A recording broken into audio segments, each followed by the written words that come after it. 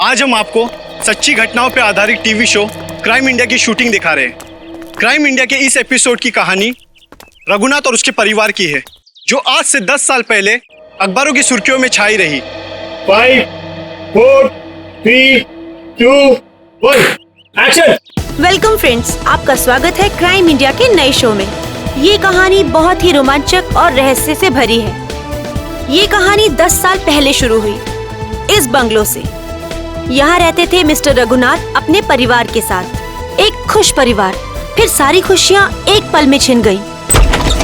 10 साल पहले इसी दरवाजे से रघुनाथ की 21 साल की बेटी अपने घर प्रवेश करती है, जहाँ उसे अपने पिता का सामना करना पड़ता है, जो थोड़े गुस्से में थे क्योंकि जूही अपने दोस्त के बर्थडे पार्टी से लेट वापस आई। पिता की प्रताड़ सुनते ही जूही अपने पिता को समझाने की कोशिश करती है कि पार्टियों में तो अक्सर देर हो सकती है, उसमें इतना अपसेट नहीं होना चाहिए। रघुनाथ अपनी बेटी की बात सुनते ही चिल्लाने लगते हैं। जूही पिता का डर सह नहीं पाती। वो अपनी भरी आंखों से अपने कमरे की तरफ भागती है। कमरा बंद किए बिना खाए पिए जूही सो जाती है। इसका हम नाट्य रूपांतरण करते हैं। मम्मा, पापा, मम्मा, मम्मा, पापा। ये क्या? घर में कोई नहीं है क्या? ऐसा तो कभी नहीं होता है। मम्मी, मम्मी, पापा, ये क्या? यहाँ पर भी कोई नहीं है। कहीं बेडरूम में तो नहीं है। मम्मी, पापा, मम्मी, पापा, ये क्या? कहाँ गए सबके सब? मम्मी, मम्मी, आप यहाँ पर हो? मैं कितनी परेशान हो गई थी पता है? मम्मी, मम्मी,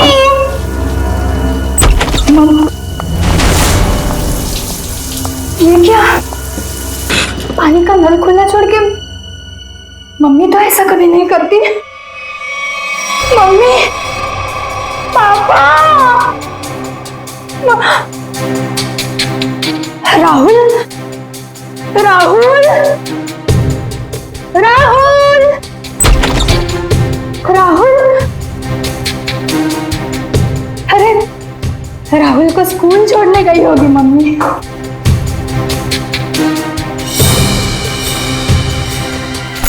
राहुल का स्कूल बैग,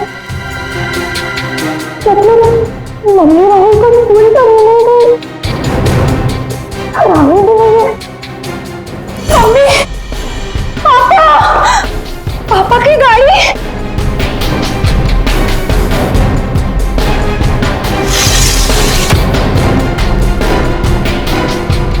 पापा की गाड़ी तो यही है। पापा तो ऐसा नहीं करते कभी। पापा। उस दिन से आज तक जूही को अपने माता पिता और भाई के बारे में कोई खबर नहीं मिली। कहाँ खो गए वो तीनों? लेकिन जूही अपनी आखिरी याद अब तक नहीं भूल पाई है। अपनी मम्मी की पिंक साड़ी और पापा के स्टाइलिश हैट को, जो उन्होंने आखिरी दिन में पहना था, वो आज तक नहीं भूल पाई है। Just stop this nonsense. आप लोग किसी को चैन से जीने देंगे या नहीं? प्लीज मैम, आप प्लीज रुकिए। Shut up. और आप मेरे घर आए कैसे? परमिशन ली है ma'am. To hell with your permission. लोग मेरी जिंदगी को टेलीविजन शो का तमाशा समझते हैं। किसी के भी दर्द को स्टोरी बना देंगे।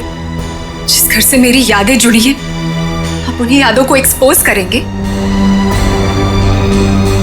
ये मैं नहीं होने दूंगी।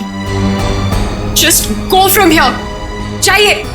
ट्रस्ट मी मैम, हम ऐसा वैसा कुछ नहीं दिखा रहे हैं, बल्कि ये तो आपके लिए अच्छा ही है कि हो सकता है कि शो के बाद आपको नए फोन कॉल्स आए कि आपके मिसिंग पेरेंट्स मिल गए हैं। प्लीज मुझे और लालच मत दो।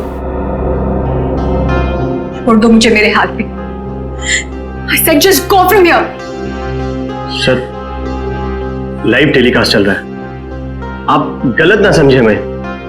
हम पूरे मसले को बहुत सेंसिटिवली हैंडल कर रहे हैं। सर समझाइए मैम को प्लीज। कितना खून निकल रहा है। पैकअप, चलो चलो चलो, इन्हें हॉस्पिटल लेके चलो। चल चल।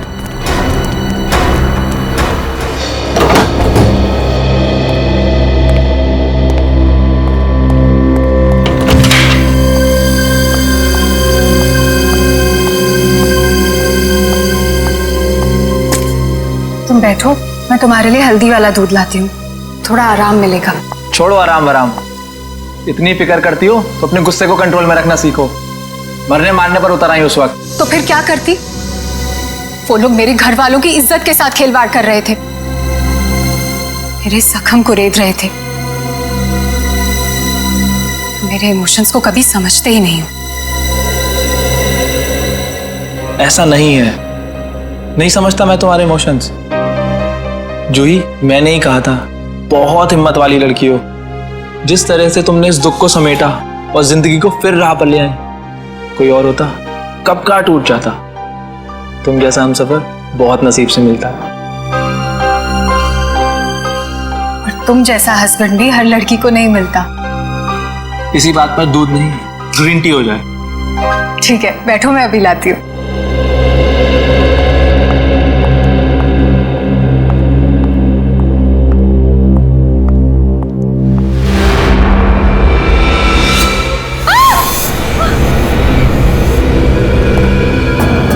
क्या हुआ जूही?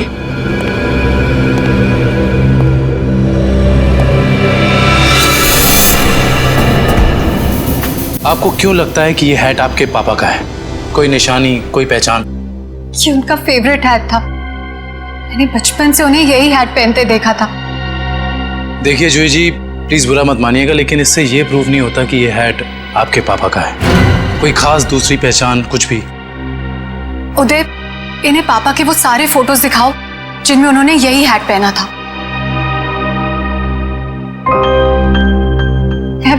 मैं पापा से कई बार कहती थी कि ये हैट पुराना हो गया है, इसे फेंक दो। पापा कहते थे मेरा सर भी पुराना हो गया है, उसे भी फेंक दूं क्या?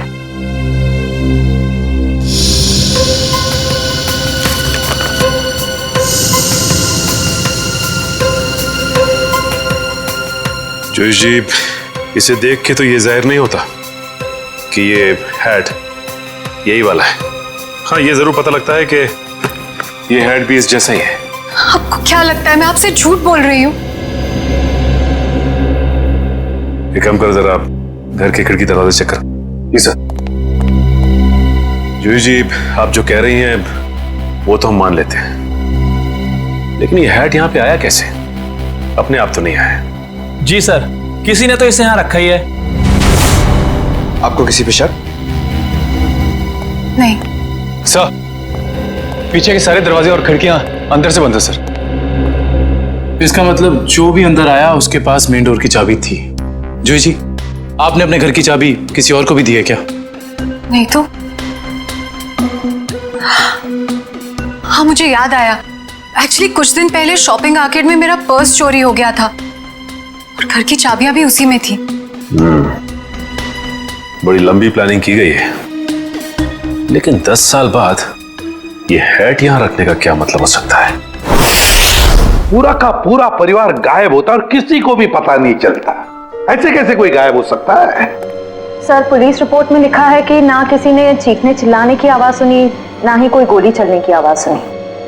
सर, जब ये हुआ तब जूही अपने ऊपर वाले बेडरूम में सो रही थी और बाकी के परिवार के लोग नीचे थे, तो अगर शोर शराबा होता तो जूही को जरूर सुनाई देता। एग्जैक्टली। अच्छा, इस वॉचमैन का क्या कहना है? सर, उसने बताया कि उसने ना किसी ऐसे आदमी को और ना ही ऐसी किसी गाड़ी को बाहर जाते हुए देखा। सर, यहाँ तक कि उसने रघुनाथ जी की फैमिली को भी उस घर से बाहर जाते हुए नहीं देखा। सर, रिपोर्ट में ये भी लिखा है कि घर में जबरदस्ती अंदर आने का कोई निशान भी नहीं मिला था। सर, एक बात समझ में नहीं आ रहा, जब घर के सारे लोग गायब है तो ये जूही कैसे बच गई? वही तो, जूही को क्यों छोड़ा है? सर हो सकता है उसे जानबूझकर किडनैप नहीं किया गया, ये भी कोई साजिश हो। अच्छा, उस हैट पर से कोई उंगलियों के निशान मिले? हाँ सर, उस हैट पे 5 लोगों के उंगलियों के निशान मिले हैं। 2 तो जूही और उसके हस्बैंड के हैं, बाकी के मैच नहीं हुए हैं। जूही और उसके पति की उंगलियों के निशान। हो सकता है 10 साल बाद जब अपने पिता की हैट देखी तो दोनों ने उठाई होगी। सर, अखबार की एक कटिंग में लिखा था कि रघुनाथ जी के एक भाई हैं, हिमांशु, जिनसे उनकी ज्यादा बनती नहीं थी। दोनों भाइयों में प्रॉपर्टी को लेकर कोई झगड़ा चल रहा था। और बाद में हिमांशु ने जूही से कुछ पुराने इन्वेस्टमेंट्स लौटाने के लिए कहा था सर। इस हिमांशु के बारे में पता लगाना पड़ेगा। सर एक और बात पता चली है। क्या? सर जब हम इस केस के फाइल्स लेने गए तो वहां से पता चला कि ये फाइल्स इंस्पेक्टर विजय भी 2-3 दिन पहले लेकर गए थे। इंस्पेक्टर विजय? दया, इंस्पेक्टर विजय तो रिटायर हो चुका है, और फिर भी उसे इस केस में दिलचस्पी क्यों? रिटायरमेंट के बाद में तो केस छोड़ देना पड़ता है। नहीं नहीं नहीं नहीं, ये नहीं हो सकता। या तो रघुनाथ जी का केस सॉल्व होगा या तो रिटायर्ड इंस्पेक्टर विजय डिसॉल्व होगा। ये मेरी भी जिद है। और रंजीत, मैं बहुत नजदीक पहुंच गया हूं। किसी भी दिन कमिश्नर के पास पहुंच सकता हूं। सर्विस के दौरान 99 केस और रिटायरमेंट के बाद ये पहला केस, यानी हो गए पूरे 100। रंजीत, मैं बाद में फोन करता हूं। मैं देख के आता हूं क्या गिरा है।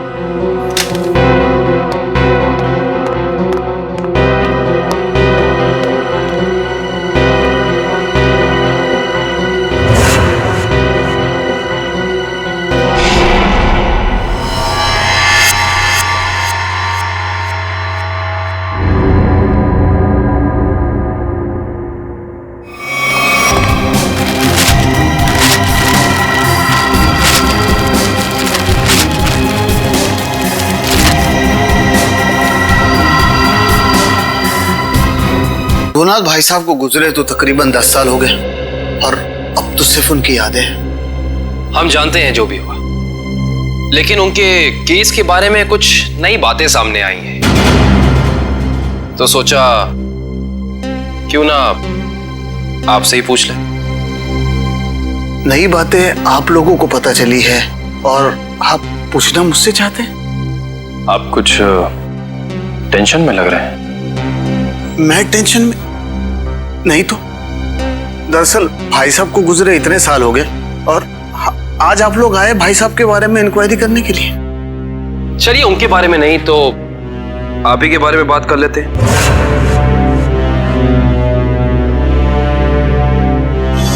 कल दोपहर में कहां थे आप? कल ऑफिस में था। ऑफिस? रियली? इसमें हैरान होने वाली क्या बात है? आप कल 12 से 3 बजे तक ऑफिस में ही थे।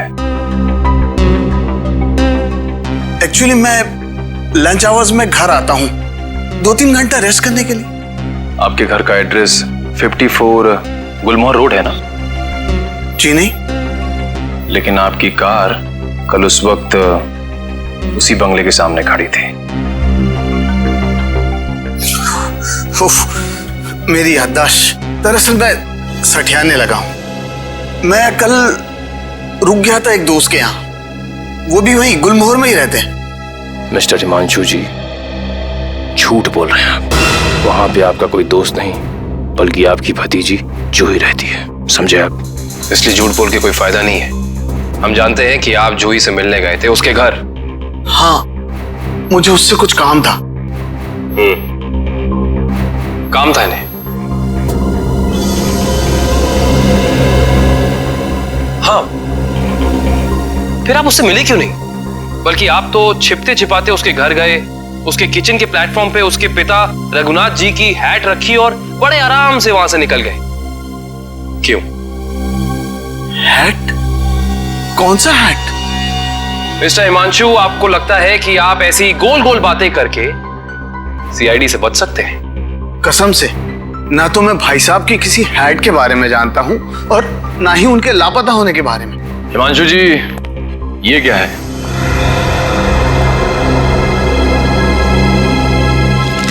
बॉन्ड्स है, मेरे ही है। यही चुराने गया था मैं वहां। बॉन्ड्स? हिमांशु जी, आप अपने ही बॉन्ड्स चुराने गए थे? मिस्टर हिमांशु, आप क्या बचपन से ही ऐसी बेफिजूल की पहेलियां बुझाते रहते हैं? पहली नहीं, सच कह रहा हूं। मैंने और भाई साहब ने मिलकर इन्वेस्ट किया था इनमें, लाखों के हैं। भाई साहब लापता हो गया और जूही कब्जा करके बैठ गई, दे ही नहीं रही थी।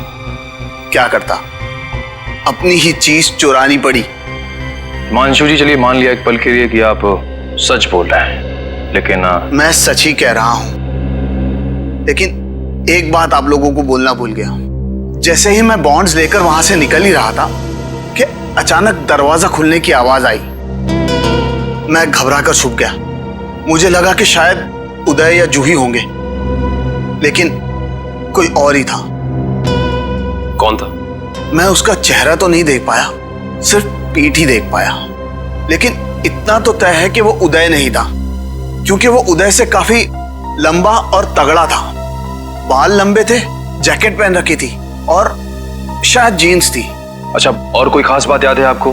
कोई खासियत, जैसे उसे भीड़ में देखे तो पहचान लें? हाँ, उसके शूज क्रोकोडाइल लेदर के थे। Crocodile leather?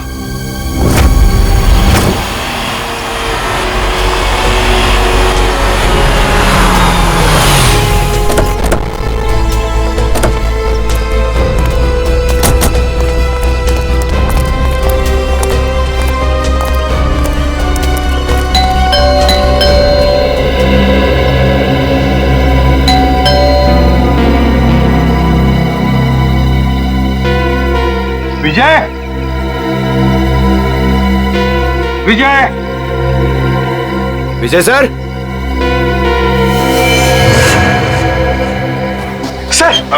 सर दरवाजे में से धुआं आ रहा है सर। माय गॉड, दुष्यंत दरवाजा खोलो। विजय, विजय, विजय, विजय, पेपर जल रहा है, जल्दी से बुझाओ इन्हें। Yes sir. Vijay, Vijay sir,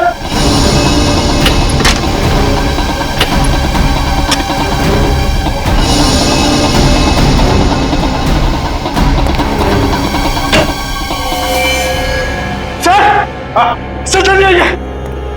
क्या हुआ Pankaj? Oh my God, sir ये मर चुके हैं।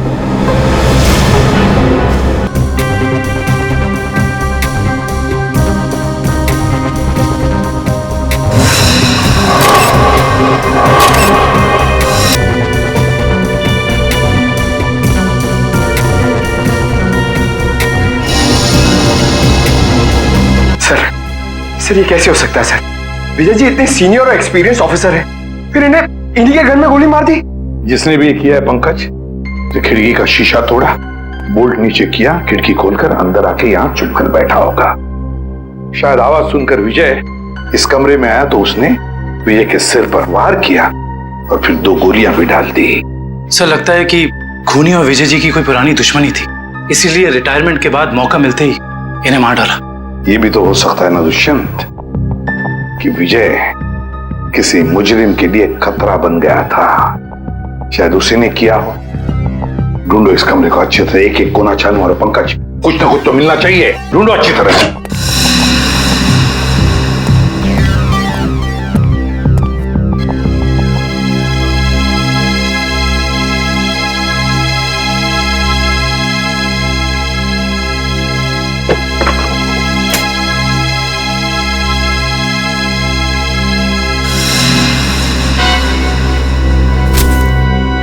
सर, हाँ ये देखिए, रघुनाथ जी की केस फाइल, लेकिन इसमें कोई पेपर नहीं है सर। बाकी सब केस फाइल के पेपर्स हैं। ये देखिए सर, सब में पेपर्स हैं सिवाय इसके। तो भी दुष्यंत, इसका एक ही मतलब है, इसके अंदर जो पेपर्स है वो वहां जलाए जा रहे थे। कोई नहीं चाहता था कि रघुनाथ के केस के बारे में हमें कुछ पता चले। सर, हाँ सर, विजय जी का मोबाइल मिला और आखिरी कॉल उन्होंने किसी अनुज को किया था। तो फोन करो इस अनुज को।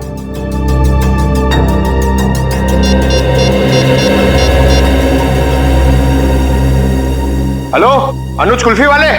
अरे यार, मैंने 10 कार्टन मलाई कुल्फी बोली थी, क्या हुआ? अभी तक भिजवाई क्यों नहीं? क्या कुल्फी वाले नहीं हो? तो फिर कौन हो तुम? मॉडल? मॉडल है? मॉडल अनुज? मॉडल और पुलिस वाले का क्या कनेक्शन हो सकता है? सर, कनेक्शन ये है कि आज से 3 साल पहले तक जूही मेरी गर्लफ्रेंड थी और 10 साल पहले जूही का पूरा परिवार गायब हो गया था। और इंस्पेक्टर विजय को यह लगता था कि शायद मैं उनके गायब होने के बारे में उन्हें कुछ इंफॉर्मेशन दे सकता हूं। तो क्या कहा तुमने इंस्पेक्टर विजय को? कुछ नहीं सर, मैंने उन्हें वही कहा जो मैं पहले से कहता आ रहा हूं कि मैं कुछ नहीं जानता। तुम्हें कुछ नहीं पता? पंकज, अरे ये किधर जा रहे हैं आप लोग? तुम्हारे घर की तलाशी ले रहे हैं। अच्छा अनुज, ये बताओ कि जूही के घर से उसके पिता की हैट मिली है, इतने दिनों बाद वो हैट वहां कैसे आई? सर, मैं आपसे सच कह रहा हूं, ना तो मैं किसी हैट के बारे में जानता हूं और ना ही किसी गायब हुए परिवार के बारे में। अनुज, तुम्हारे और जूही के परिवार एक दूसरे को अच्छी तरह से जानते थे और फिर भी तुम कह रहे हो कि तुम्हें कुछ नहीं मालूम है? चलो ठीक है, तो अब बताओ, कल दोपहर को कहां थे तुम? कल मैं अपने एक फ्रेंड के एग्जीबिशन की ओपनिंग में गया था। फ्रेंड की एग्जीबिशन की ओपनिंग में गए थे? अच्छा। सर इसके घर में तो कुछ नहीं मिला और वो जूते भी नहीं जिसके बारे में हिमांशु ने हमें बताया था। अनुज, तुम होशियार बनने की बहुत कोशिश करते हो, मगर हो नहीं। फिर से मुलाकात होगी।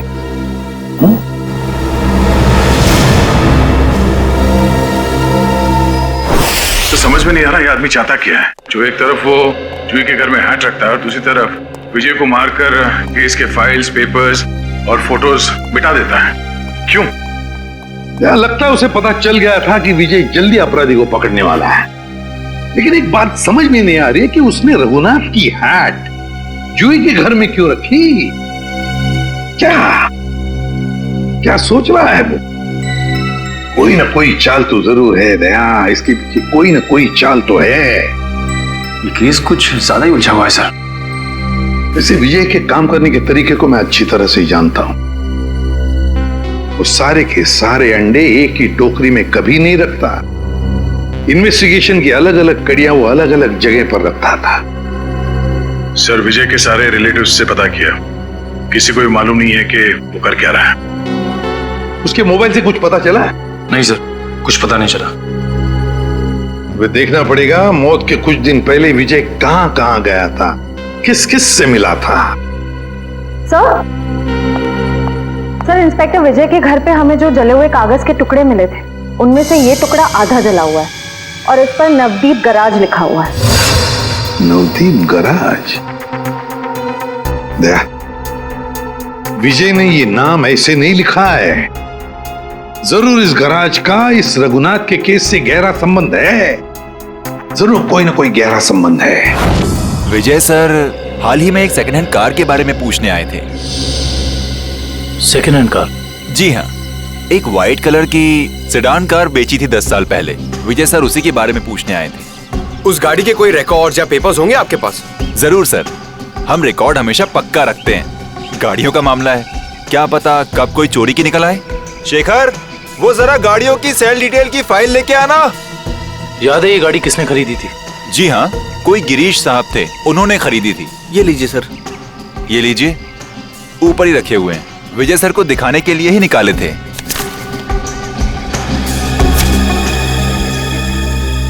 ये देखो, ये कार 14 अप्रैल 2004 को बेची गई थी। रघुनाथ जी के गायब होने के ठीक 2 दिन पहले सर? राइट।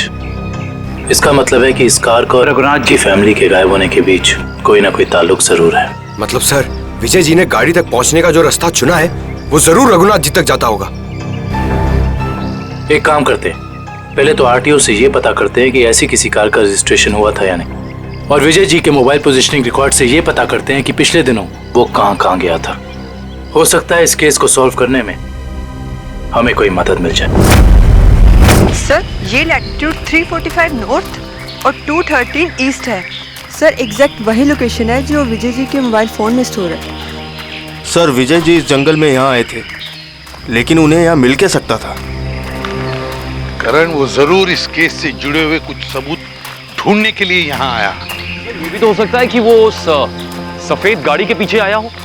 लेकिन सर ये जंगल बहुत दूर तक फैला हुआ है, कई किलोमीटर तक। ऐसे में इस जंगल की कॉम्बिंग कर पाना थोड़ा मुश्किल होगा सर।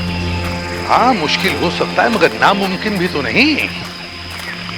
दिव्या, ये कितना एरिया छान मारा था उसने? सर यहाँ से 200 मीटर के घेरे में। 200 मीटर? बस तो फिर फैल जाओ चारों तरफ।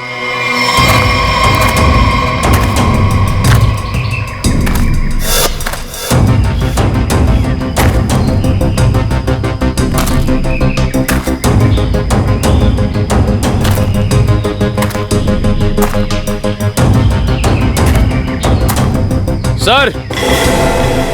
हाँ हाँ निखिल। सर हाँ ये देखिए सर।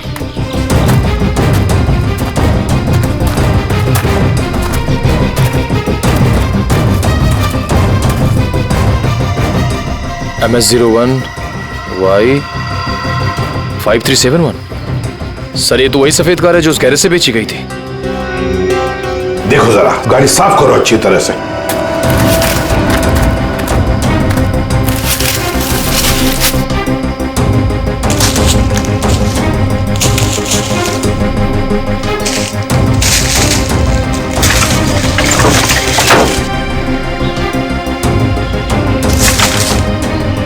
साफ करो, अच्छी तरह से साफ करो।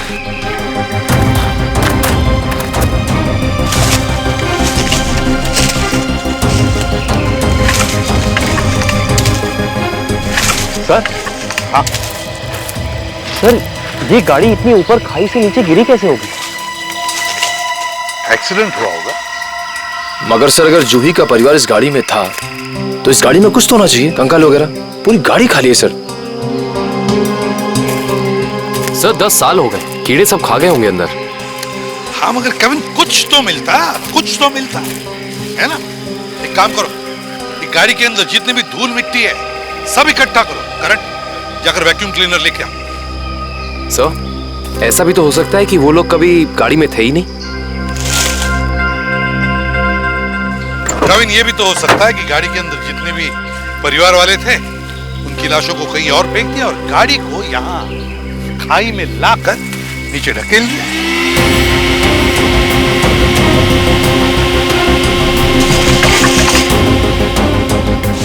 सर। हाँ ये देखिए सर, लॉकेट। सर ये तो जूही की माँ का लॉकेट है। बिल्कुल ऐसा ही लॉकेट मैंने उन्हें एक फोटो में पहने हुए देखा है। जूही की माँ का लॉकेट? जी। फिर इसका एक ही मतलब हो सकता है कि जूही के परिवार वालों को इसी गाड़ी में लाया गया और फिर उनकी लाशों को कहीं और ठिकाने लगा दिया और गाड़ी को यहाँ इस खाई में लाके ढकेल दिया ताकि कोई सबूत न रहे। ना रहेगा बांस, ना बजेगी बांसुरी। जी साळुंखे साहब, कुछ पता चला? अरे यार अभिजीत, ये बात गलत है यार। आते ही धन्य से सवाल कर देते हो। मैं यार आए हो, हाल चाल पूछो, अपने बताओ। मतलब हाल चाल? अरे हाल चाल पूछने वाला था सर। कैसी है तारिका जी? अरे भाई साहब, मैं अपने बारे में बात कर रहा हूँ भाई। मेरे भी तो हालचाल पूछ सकते हो ना यार। आपके? हाँ, क्यों? हाँ क्यों नहीं। आपके हालचाल कैसे हैं आप? हाँ मैं अच्छा हूँ, ये हुई ना बात। अब आओ पूछो। अरे आए हो, हालचाल पूछो, हाय हेलो करो, काम तो होता ही रहता है, बताएंगे ही ना। अब बताओ क्या पूछ रहे थे तुम? ये जो धूल मिट्टी मिली थी कार में से, हाँ इसमें से आपको कुछ मिला? हाँ अभिजीत, इस मिट्टी में से हमें एक नाखून का टुकड़ा मिला और कुछ बाल मिले।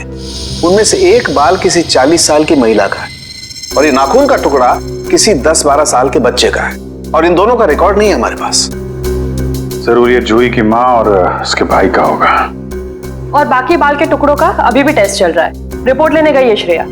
सर पता चला है कि रघुनाथ जी की फैमिली के गायब होने के कुछ दिन पहले ही उन्होंने अपने खास एम्प्लॉय मुकेश को नौकरी से निकाल दिया था।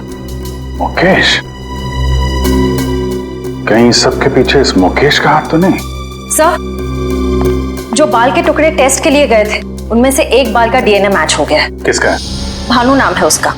अंडरवर्ल्ड का कॉन्ट्रैक्ट किलर है, सुपारी लेके मर्डर्स करता है और कई मर्डर केसेस भी चल रहे हैं उस पर। भानु?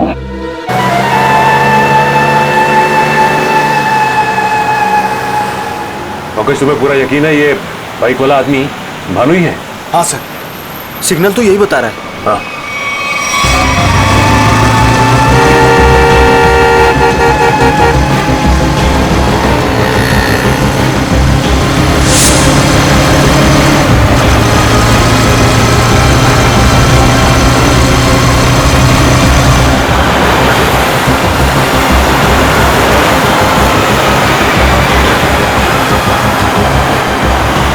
अचानक गायब कहाँ हो गया? दिखाई नहीं दे रहा। ओह माय गॉड! सर, गोली चली यहां से। सर, गोली चली यहां से।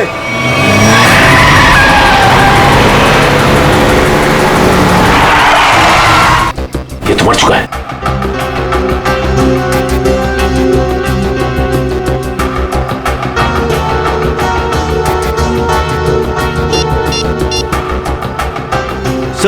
सर इसके मोबाइल में एक अनआइडेंटिफाइड नंबर से मैसेज आया था। एक मिनट।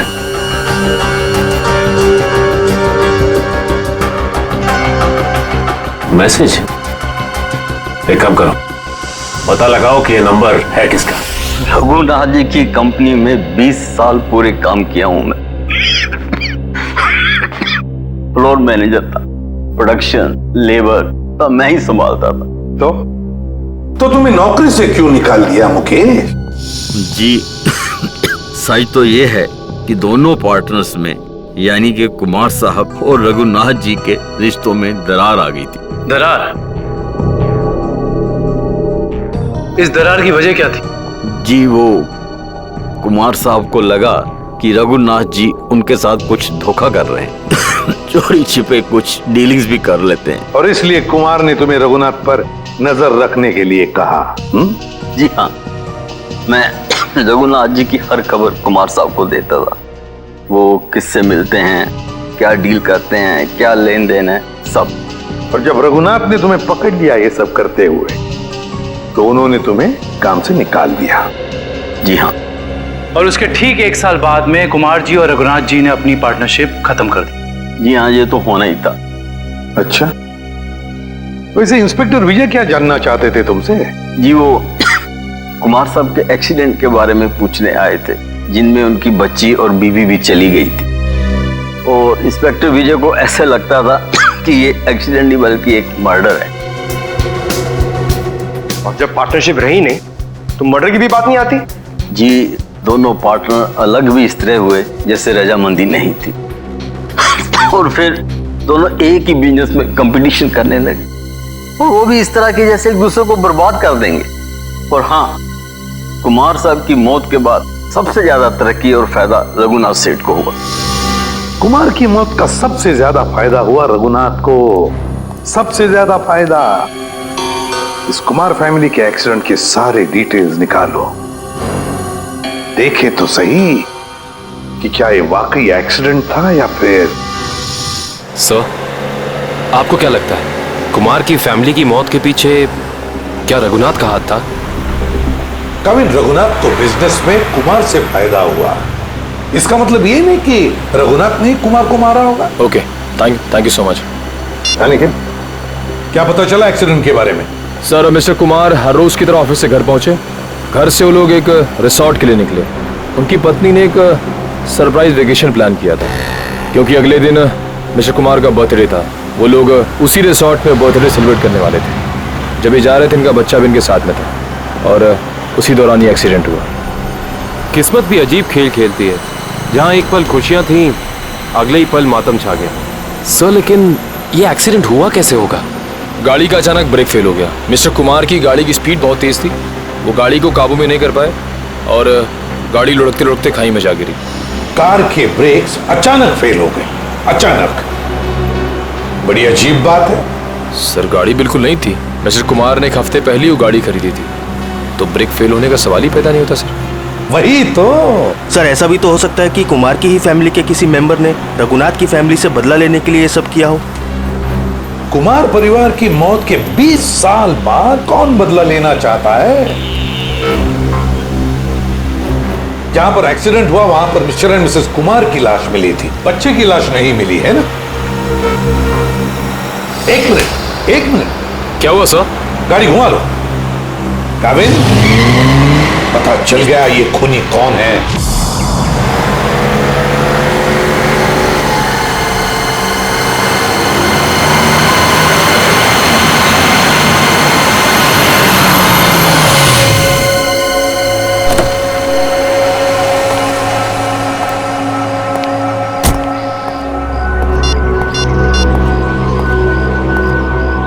हेलो, हाँ मैं पहुंच गया हूँ 42 माइलस्टोन के पास।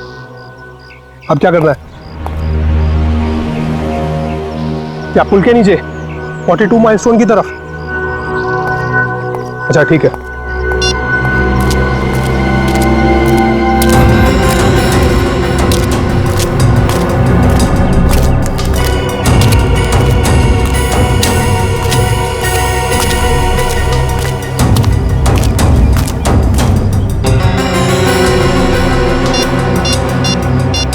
हेलो, हाँ आप किधर आना है?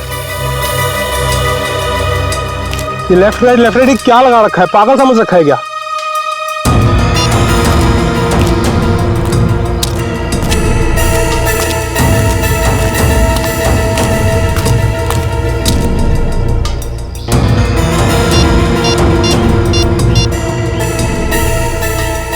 हेलो, मुझे क्या पागल समझा है क्या?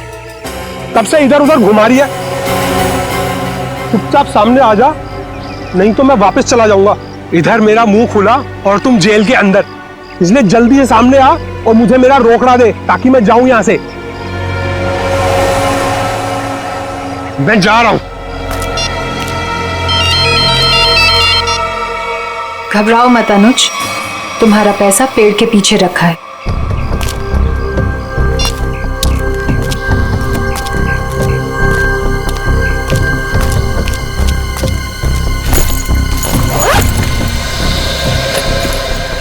वाह रे वाह, क्या तकदीर है मेरी।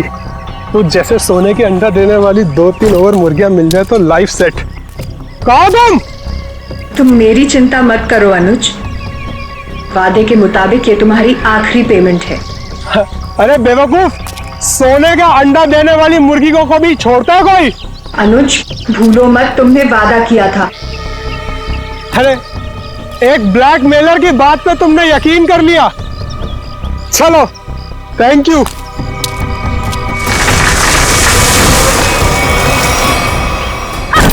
ये क्या कर रहे हो जोई तुम?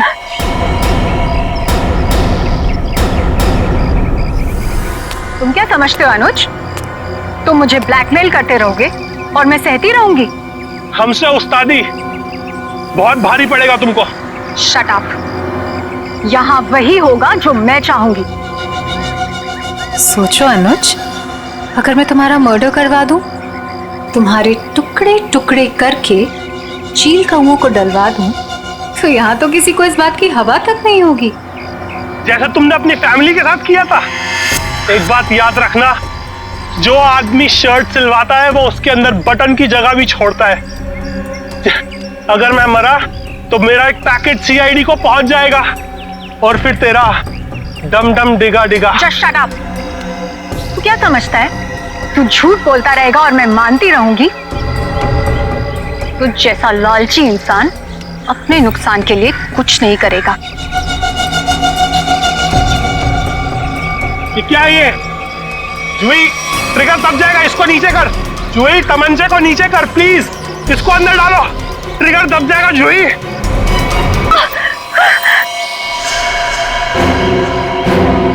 सीपी सर आप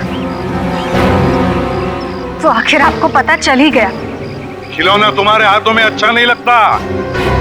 अपने लोगों को कह दो चुपचाप हमारे हवाले हो जाए।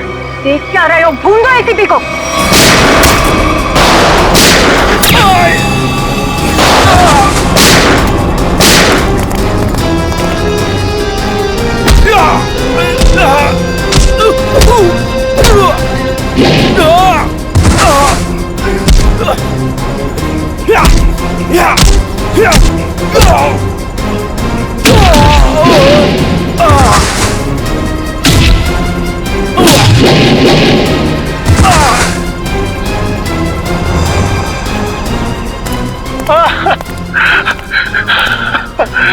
नहीं सर, मैं छोटा मोटा ब्लैकमेल हूँ सर।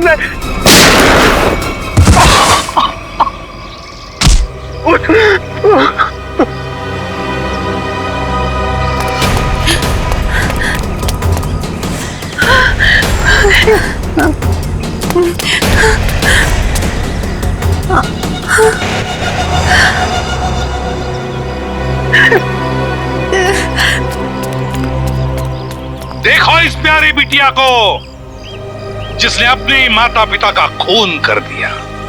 बताओ क्यों मारा तुमने अपने माता पिता को? वो मेरे माता पिता नहीं थे, उन्होंने सिर्फ मुझे गोद लिया था। मेरे असली पापा मिस्टर कुमार थे, जिनकी मौत एक कार एक्सीडेंट में हुई, और वो एक्सीडेंट रघुनाथ ने करवाया था। और अपनी माता पिता की मौत का बदला लेने के लिए तुमने रघुनाथ और उसकी बीवी को मारने का प्लान बनाया, और उसके लिए तुमने भानु को पैसे भी दिए, है ना? हाँ, और भानु ने उस काम को पूरा अंजाम दिया। उसके बाद तुमने भानु के हाथों विजय जी को मरवा दिया, और फिर भानु को भी अपने रास्ते से हटा दिया। हाँ, क्योंकि मैं अपने खिलाफ कोई सबूत नहीं छोड़ना चाहती थी। तो सारे इल्जाम अनुज पर आ जाए, है ना? और अनुज, तुम जूही के घर पे रघुनाथ जी की हैट रख के तुमने एक बंद केस को खोल दिया। चोर चोर मौसेरे भाई, वाह रे वाह। लेकिन एक बात याद रखना, मुजरिम चाहे कितना भी चालाक हो, उसका आखिरी ठिकाना तो जेल की चार दीवारी में भी होता है। अब जेल की सलाखों के पीछे सड़ते बैठना फांसी का ऑर्डर आने तक।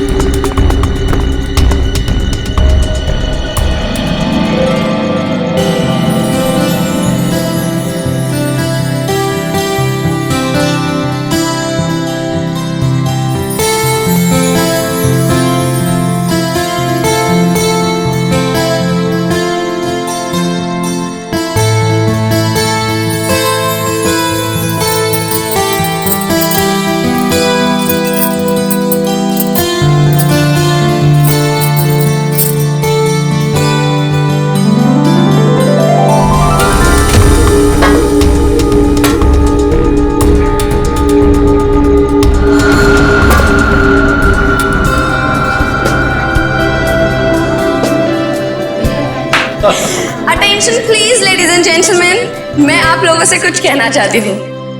मैं आप लोगों का तहे दिल से शुक्रिया अदा करना चाहती हूँ कि आप लोग मेरी प्यारी बहन जैस्मिन और मेरे सीधे साधे जीजू की शादी की सालगिरह में यहाँ उनकी खुशियां बांटने आए हैं। Thank you so much.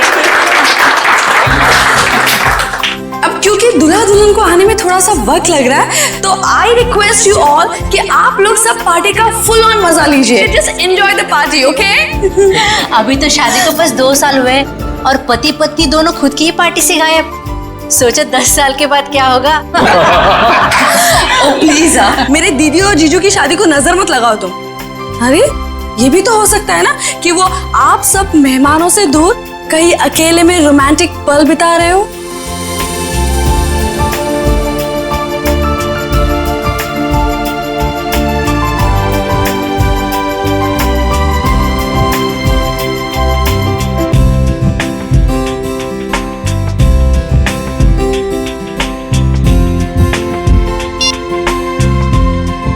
Phone उठा रहे हैं ना कर रहे हैं, समझ ही नहीं आ रहा क्या करूं।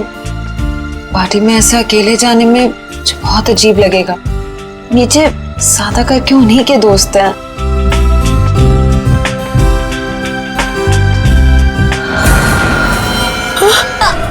अरे ये कैसी आवाज? ये तो जैस्मिन की आवाज है। Jasmine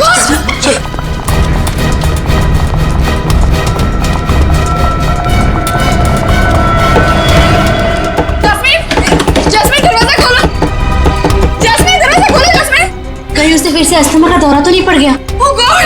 jasmine! जैस्मिन दरवाजा खोलो! जैस्मिन! जैस्मिन! तोड़ दो दरवाजा!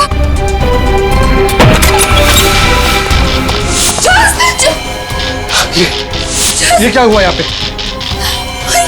ये सब क्या है? हाँ? Oh my God! जैस्मिन!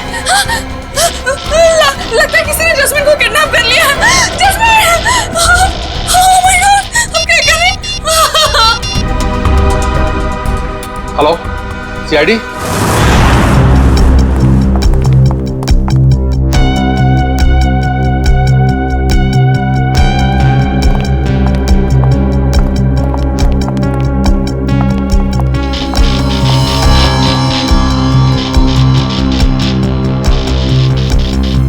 कम करो, कमरे का कोना कोना छानो और एक एक इंच ढूंढो। देखो कोई ना कोई सुराग तो मिलना ही चाहिए। हाँ, लग जाओ काम पे।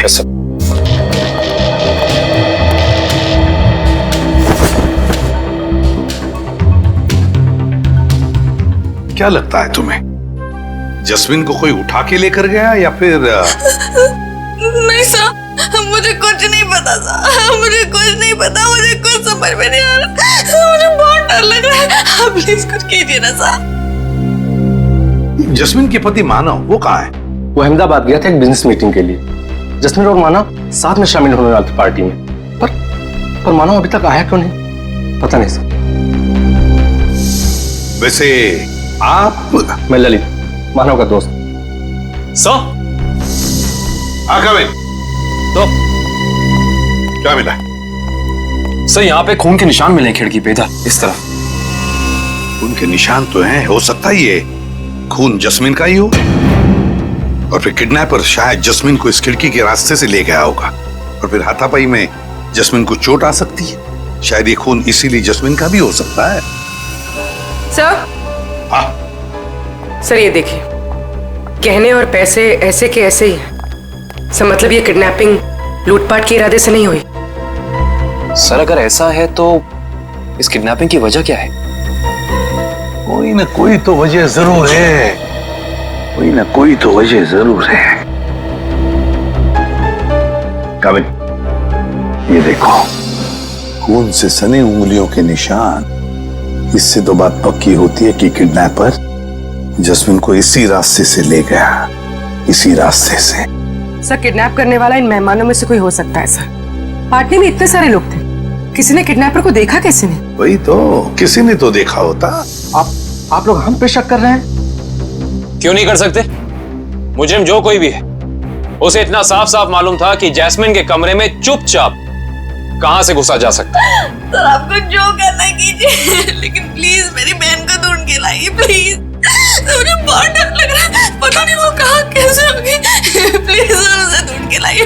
घबराइए मत, तुम्हारी बहन को हम सही सलामत वापस ले आएंगे। लेकिन एक बात याद रखना, यहाँ जितने भी मेहमान हैं, कोई इस घर से बाहर नहीं जाएगा जब तक हम उन सब की उंगलियों के निशान नहीं लेते। कोई नहीं जाएगा यहां से।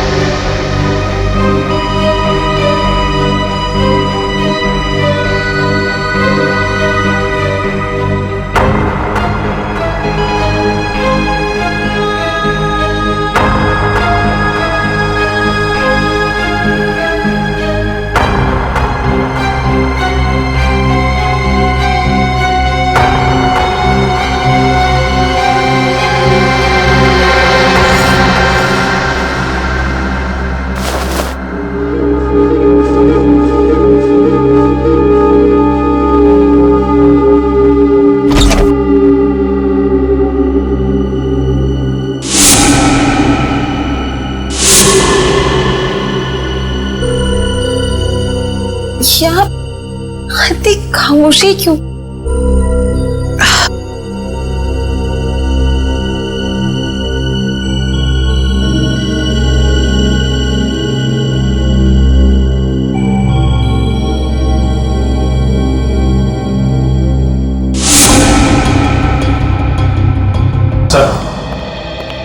कमरे से पता चला है कि मानव की फोन का आखिरी लोकेशन धानु रोड में ट्रेस हुआ है।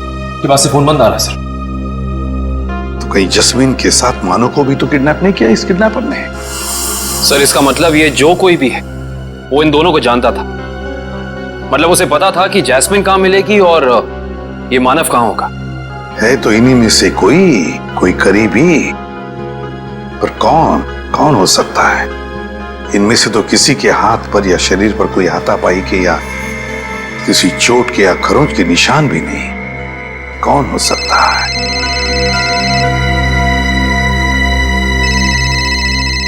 क्या हुआ ललित जी? हैं?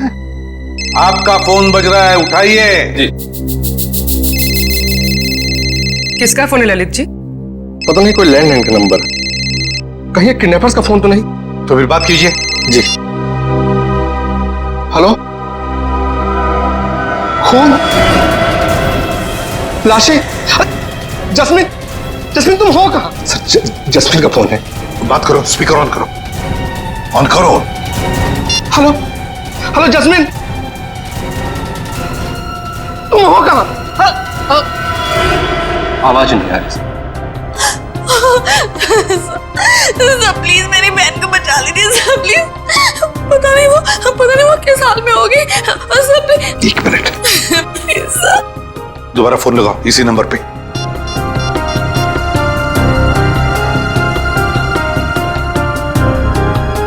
क्या हो? सर फोन लग नहीं रहा है। खुरी, काम करो, देखो जस्मिन की जान को खतरा है, पता लगाओ ये फोन कहां से आया था।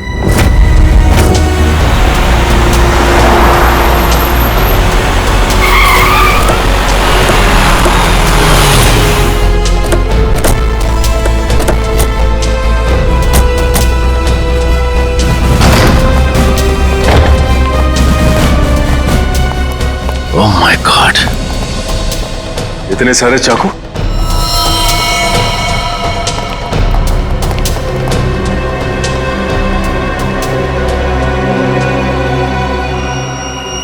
और हर एक चाकू पर खून लगा हुआ है।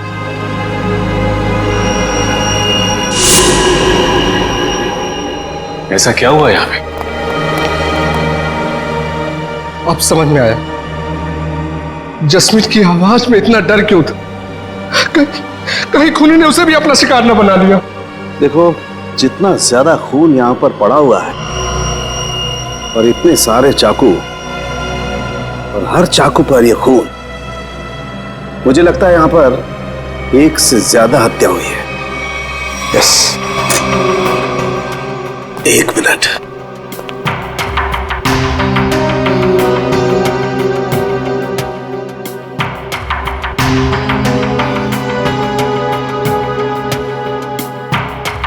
ये क्या है? सचिन, वहां पर कुछ है। जैकेट।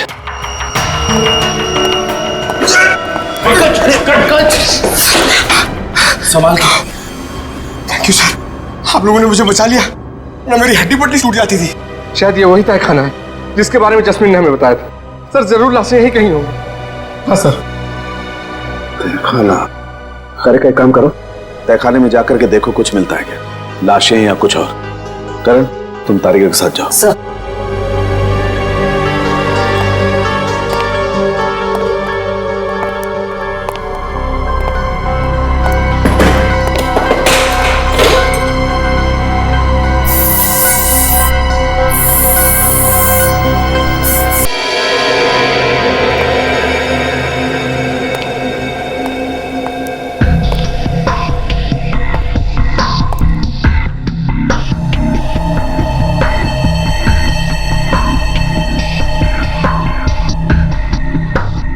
यहाँ पे तो कोई लाश नहीं। बॉक्स देना जरा।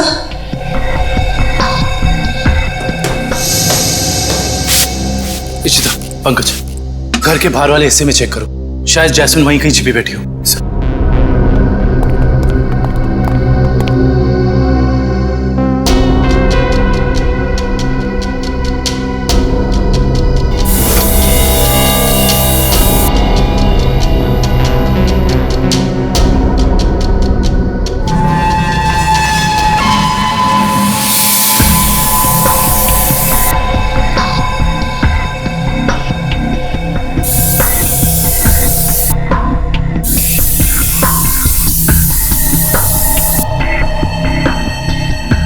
खून का भी कोई निशान नहीं दिखाई दे रहा है।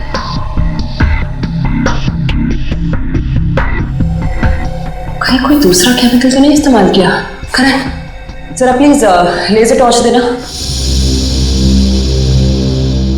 सलूके साहब, सारे के सारे चाकू बिल्कुल नए लगते हैं। ऐसा लगता है जैसे खूनी ने जुर्म करने के इरादे से ही खरीदा था। नहीं सचिन, ये चाकू नए नहीं है।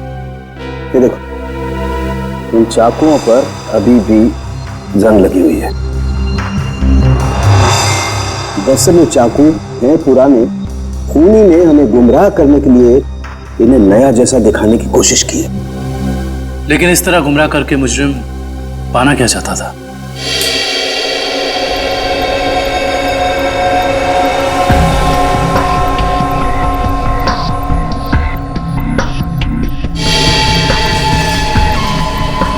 अगर इस कमरे में किसी केमिकल का इस्तेमाल किया गया है तो इस लेजर टॉर्च की रोशनी में वो हिस्सा नारंगी दिखाई देगा।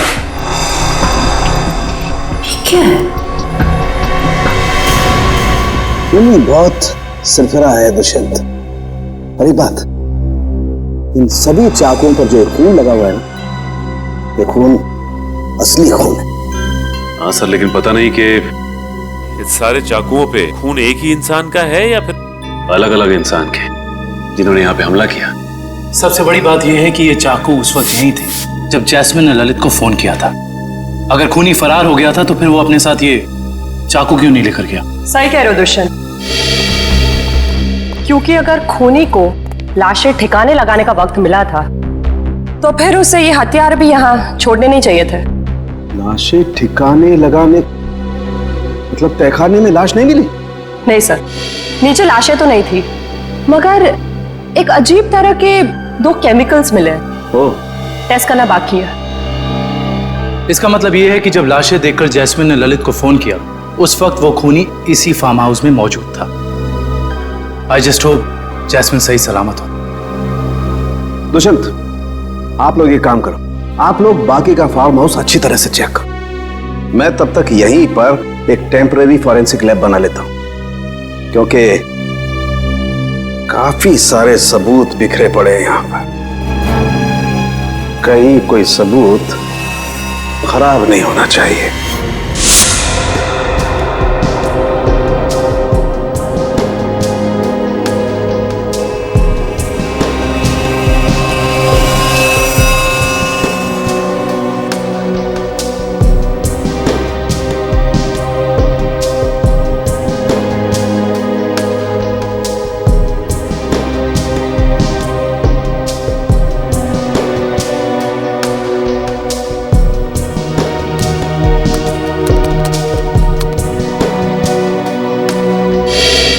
कुछ पता चला साहब के साथ?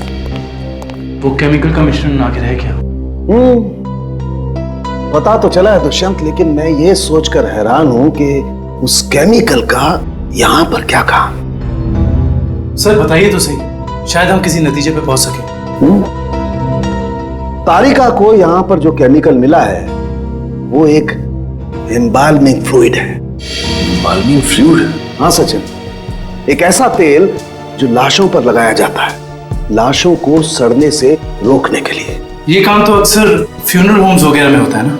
Right, you are absolutely right Dushyant. और यही सोचकर मैं परेशान हूं कि कोई आदमी इस तरीके का तेल लेकर के क्यों घूमेगा। कोई खूनी लाशों को प्रिजर्व करने की कोशिश क्यों करेगा? शायद इसी वजह से, जिस वजह से उसने इन सारे चाकुओं को नया दिखाने की कोशिश की, ताकि हमें गुमराह कर सके और मौत के सही वक्त का पता न चले। That's a point, Sachin. मुझे ऐसा लगता है कि जैस्मिन ने जो लाशें देखी हैं, हो सकता है कि वो लाशें आज की ना हो, बल्कि बहुत पुरानी लाशें हो। Exactly, Tarika, you are absolutely right। और मुझे लगता है खूनी जब लाशों को तहखाने से बाहर लेकर के जा रहा था, जरूर किसी न किसी लाश का कोई ना कोई हिस्सा फर्श से रगड़ खा गया और इसीलिए वो एम्बाल्मिंग फ्लूइड फर्श पर लग गया। सर, सर जल्दी चलिए, बाहर मारम मिला है, जैस्मिन का पति बहुत घायल है।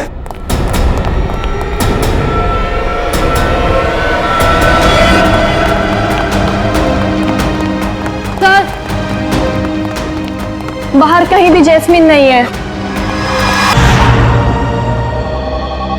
सर उनके साहब और कितना समय लगेगा? 2.5 घंटे हो गए सर। सचिन रुको यार, फॉरेंसिक साइंस के एनालिसिस में वक्त लगता है, जानते हो ना तुम। एनीवे, ये देखो, हीमोग्लोबिन ट्रांसफॉर्मेशन के जरिए हमने पता लगा लिया है कि इस घर में जहां कहीं भी खून पड़ा हुआ था और जिन चाकुओं पर खून लगा हुआ था वो खून 2 दिन पुराना है। इसका मतलब यह है कि इस फार्म हाउस में गुनाह हुए पूरे 2 दिन बीत चुके हैं। हाँ दुष्यंत, इनमें से किसी भी खून का सैंपल फ्रेश नहीं है। और एक बात, हर खून का डीएनए अलग अलग है। मतलब अलग अलग लोगों के खून? अच्छा सर, ये कुल मिला के कितने डीएनए मिले आपको? सचिन, जितने चाकू हैं सब पर अलग अलग लोगों का खून है। इसका मतलब जितने चाकू हैं उतनी लोगों के खून का डीएनए है। ये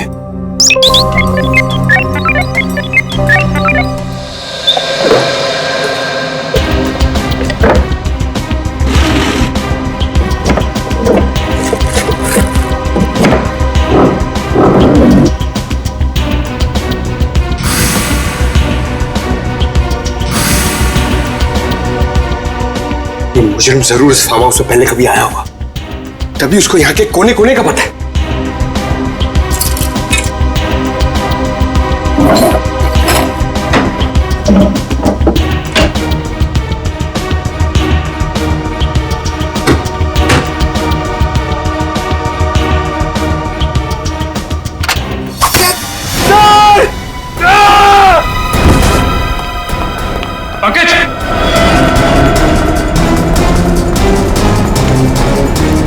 पंकज! पंकज! पंकज! पंकज! पंकज! देखो तुम। पंकज! पंकज आंखें खोलो। पंकज! पंकज! पंकज!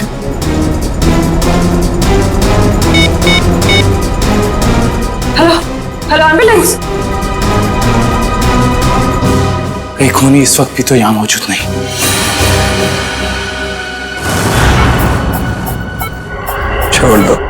छोड़ दो मेरी जास्मिन को। 120/80। जास्मिन रुको रुको, 1 घंटे के बाद इनको इंजेक्शन दे देना।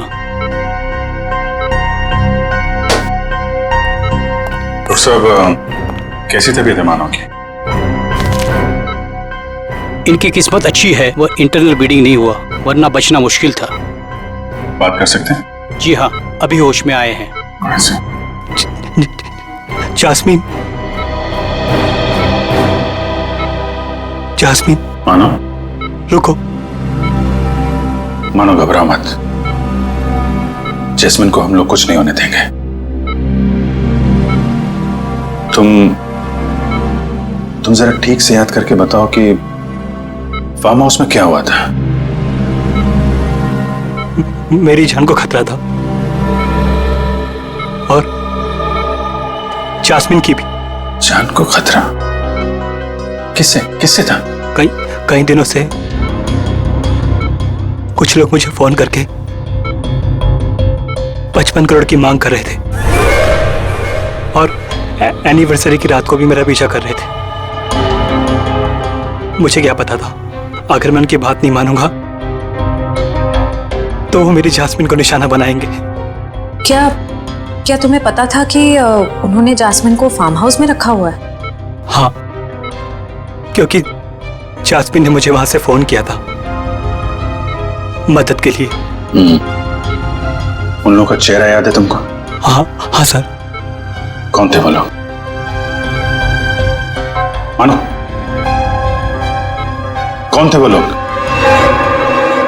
ओह नो, ज्यादा स्ट्रेस होने की वजह से ये फिर से बेहोश हो गए हैं।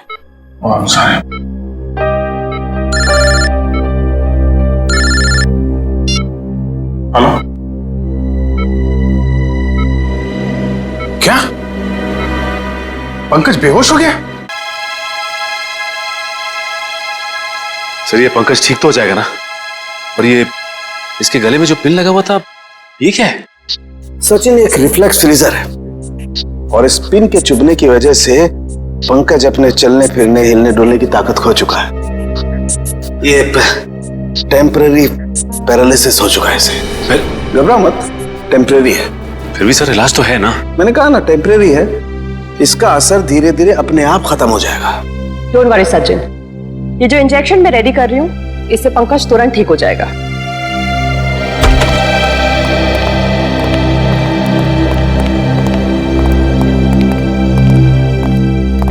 सर कैसी तबीयत है पंकज की? Much better. मगर सर पंकज को ये सुई लगी तो लगी कैसे? दुष्यंत, मुझे लगता है खूनी ने वहां उस तरफ जरूर कोई ऐसा जुगाड़ फिट करके रखा है जिससे ये सुई उसने पंकज को मारी है। तुम लोग उधर चेक करो, जरूर कुछ मिलेगा, आई एम श्योर।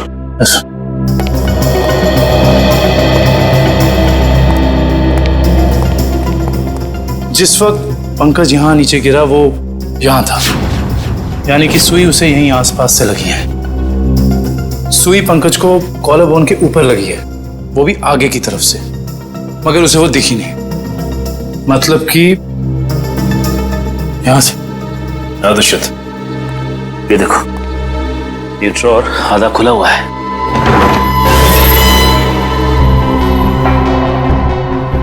तो ये चक्कर है।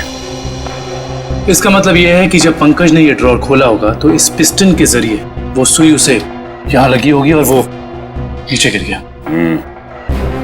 और ये सारी की सारी प्लानिंग खूनी ने जैस्मिन के लिए की थी, लेकिन फंस गया बेचारा पंकज। एग्जैक्टली। ये जैस्मिन को अस्थमा अटैक आया था ना। और जब किसी को अस्थमा अटैक आता है तो सबसे पहली चीज ढूंढता है वो पंप, जो शायद इसी ड्रॉर में होगा।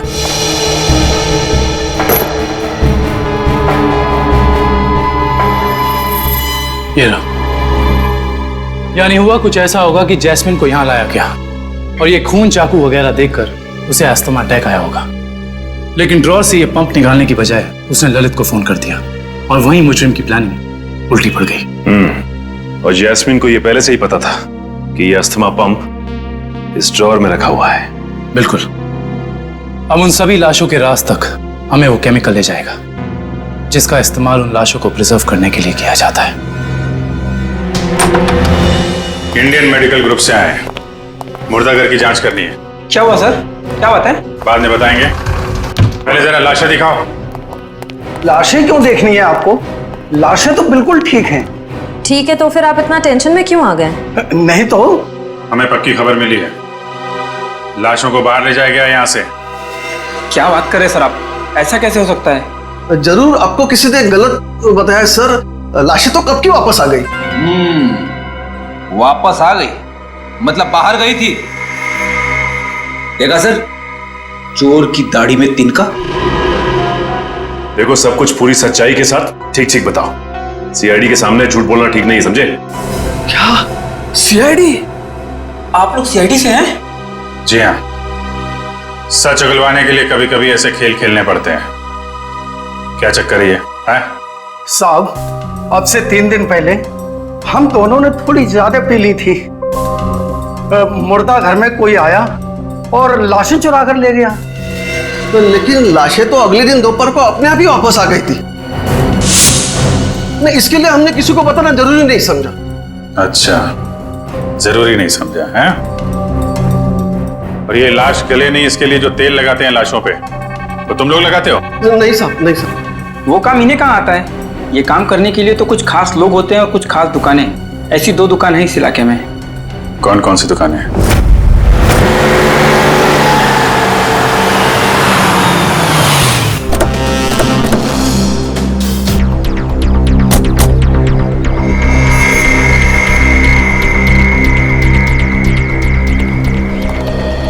Excuse me. कहिए साहब, किसकी मौत हो गई? मौत तो किसी की नहीं हुई। किसी की नहीं? तो फिर आप यहाँ क्या करने आए? सीआईडी? जी। अच्छा ये बताओ कि आज से 2 दिन पहले यहाँ से 25 किलोमीटर दूर एक फार्म हाउस पे हमें काफी लाशें मिली हैं जिन्हें एम्बाम किया गया था, यानी कि साफ सुथरा करके सजाया गया था, जैसे कि तुम करते हो। लेकिन मैं तो किसी भी फार्म हाउस पर गया ही नहीं सर, लाशों को सजाने।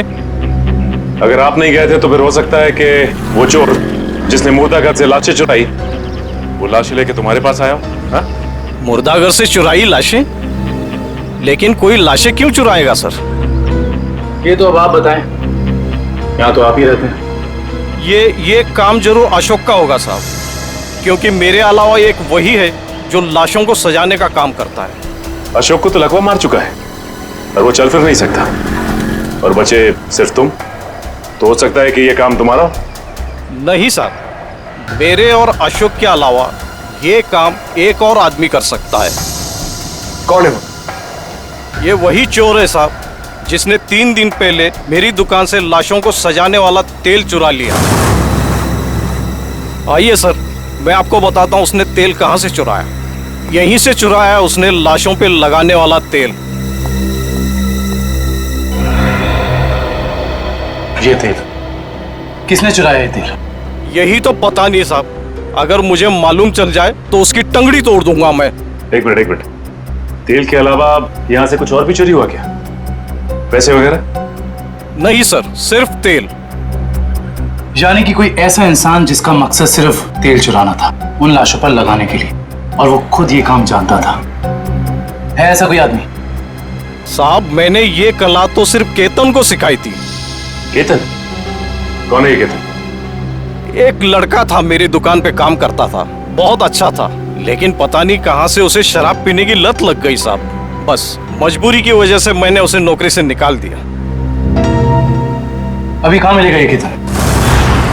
पप्पू, रोनाल्डो पता है? रोनाल्डो उसकी तरह हवा में आऊंगा और बैकहैम की तरह गोल करूंगा। अब देखा? देख तू पप्पू, पप्पू देखा?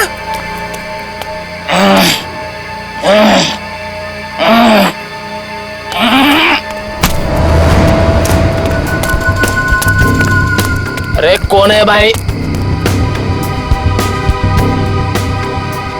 कौन है भाई तू?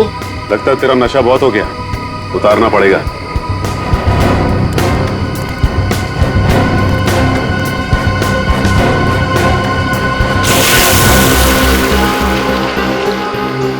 ये क्या कर रहे हैं आप? तेरा नशा उतार रहे हैं। क्यों भाई?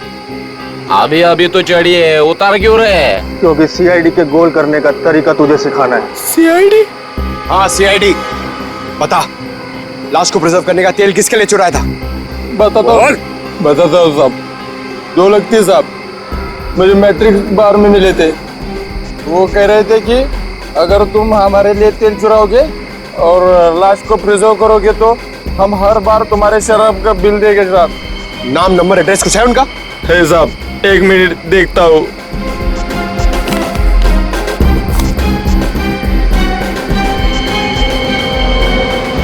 बिरजू,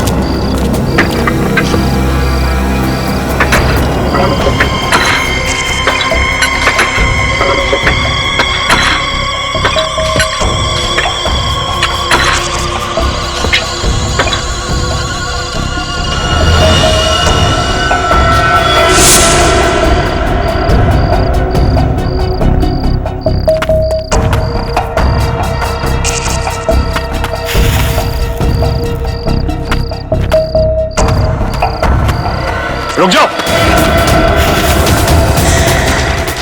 कौन है तुम लोग? यहाँ आने की हिम्मत कैसी करी तुम लोगों ने? हिम्मत तो सीआईडी को फ्री में मिलती है। सीआईडी? हाँ सीआईडी। ऐसा जुर्म करके सीआईडी से बच सकते हो?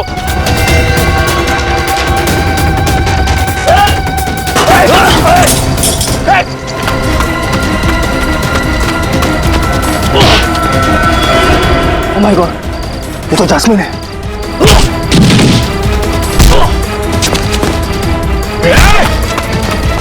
अच्छे अच्छे नहीं भाग पाए सीआईडी से, तू भागेगा?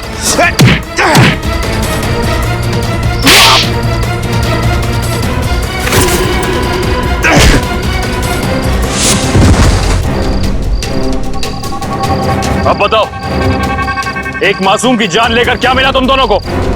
हमारी कोई आपसे दुश्मनी नहीं थी सर, हमने सिर्फ उसे पैसे के लिए मारा। किसने दिए तुम्हें वो पैसे? बोलो।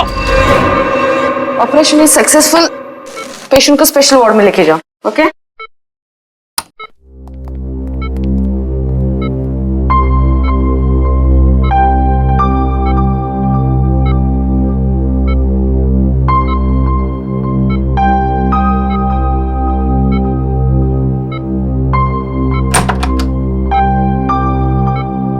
आपने तो कमाल ही कर दिया मैडम। वैसे इस पेशेंट की बचने की कोई उम्मीद ही नहीं थी।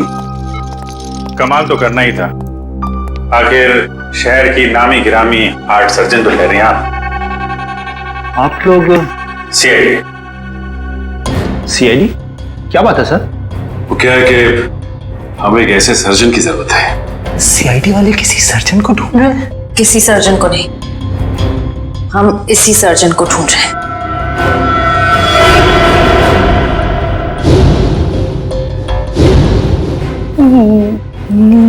मेरी तलाश?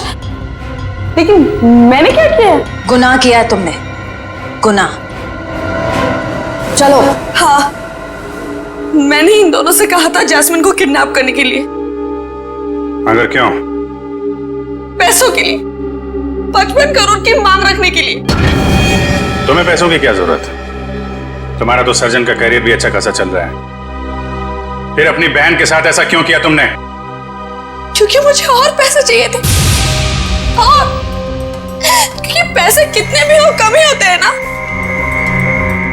ओ, तो तुम मानती हो कि पैसों के लालच ने तुमसे यह गुनाह करवाया?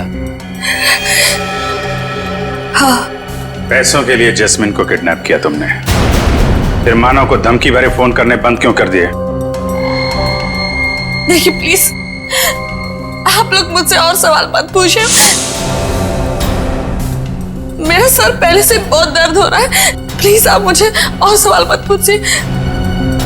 मैंने अपना गुनाह कबूल कर लिया है ना, तो आपको मुझे जो सजा देनी है आप दे दीजिए, लेकिन प्लीज मुझसे और सवाल मत पूछिए प्लीज। तुम्हारे सरदर्द की दवाई मेरे पास है, तू? लेकिन मैं आपको और क्या बताऊं? मैंने सब कुछ तो आपको बता दिया है ना, मैं आपको और क्या बताऊं? मानव को जिंदा क्यों छोड़ा तुमने? क्योंकि अगर उसे मार देती तो पैसे कौन देता? और वो ड्रॉर में जो पिन थी, उसका क्या चक्कर है? किसने लगाया था वो? क्या नाम है उसका? वो उसका नाम?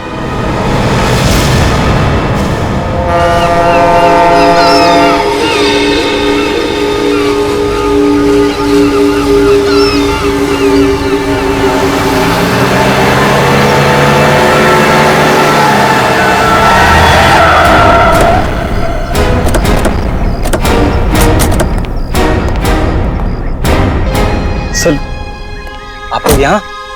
अनुष्का कहीं जेल से भाग तो नहीं गई? सीआईडी के हाथों से आज तक कोई खुद ही भागा नहीं और कभी भागेगा भी नहीं। तो फिर आप लोग यहाँ कैसे? दो सवाल पूछने हैं। सवाल? कैसे सवाल?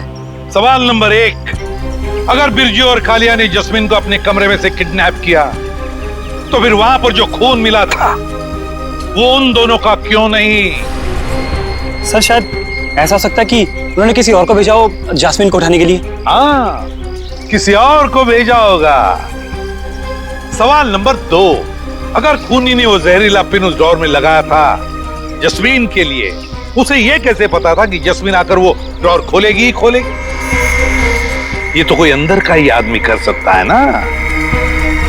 तो फिर बताओ कौन हो सकता है वो? सर, वो मैं एक्चुअली आपको बताना भूल गया, मुझे ललित पे शक है।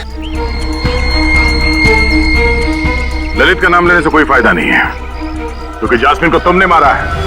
सर, मैं अपनी बीवी को क्यों मारूंगा? ये सब झूठ है, मैंने अपनी बीवी को नहीं मारा। जस्मीन के कमरे में जो खून मिला है वो तुम्हारा ही है मानव, वो खून तुम्हारा है।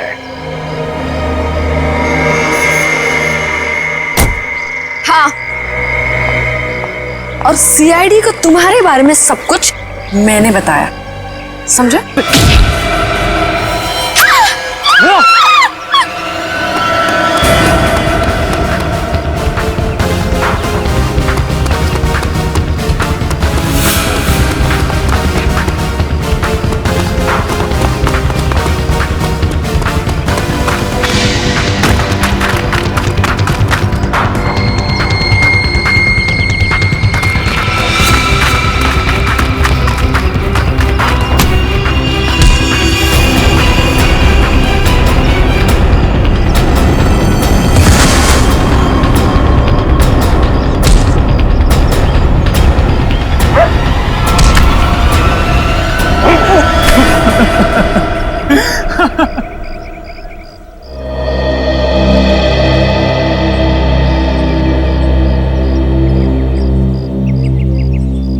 क्या लगा तुम्हें कि अनुष्का की बेटी को किडनैप करके उससे सारे अपने गलत काम करवाने से सारे इल्जाम उस पर जाएंगे?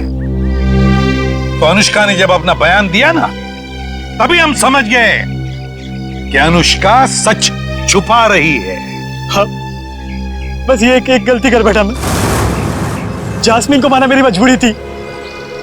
उसकी असमय की वजह से मैं तंग आ गया था, छुटकारा पाना चाहता था उससे मैं। अगर उसकी जगह तुम्हें ऐसी कोई बीमारी होती तो क्या उसे तुम्हारे साथ ऐसे ही करना चाहिए था?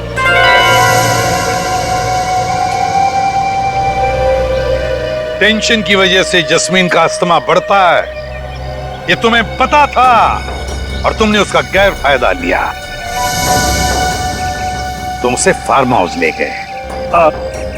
फिर मैंने उसे नींद की गोली देकर सुला दिया और सोचा जब वो सुबह उठेगी तो लाश और खून देखकर उसका अस्थमा बढ़ जाएगा और जैसे ही वो अपना पंप निकालने डोर खोलेगी उसे जहरीली पिंड चुभ जाएगी।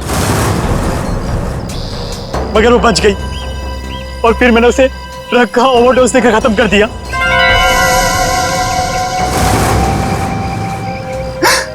लानत है तुम पर मानव, लानत है। अपने पत्नी से छुटकारा पाने के लिए तुमने उसका खून कर दिया।